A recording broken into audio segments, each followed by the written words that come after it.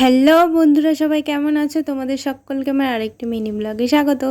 তো বেশ কিছুদিন আগে আমি আর আমার একটা বান্ধবী চলে গেছিলাম রবীন্দ্রভারতীতে সার্টিফিকেট আনতে। তো আগে আমি যতদিন রবীন্দ্রভারতীতে ছিলাম খুব সুন্দর সুন্দর মুহূর্ত তৈরি হয়েছিল, খুব সুন্দর সুন্দর দিন কাটিয়েছি, কিন্তু তখন সেরকম একটা ভিডিও আমি করতাম না, সেই জন্য সেগুলো ফোনের মধ্যে নেই।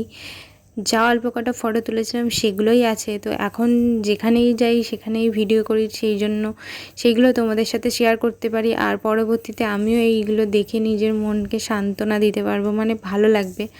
আর রবীন্দ্রভারতীতে আমার একটা খুব ভালো লাগার জায়গা, খুবই ভালো লাগার জায়গা, আমার খুব ভালো লাগে। ওখানে গেলে আমার আসতেই ইচ্ছা করে না, তবুও আসতে তো হবেই।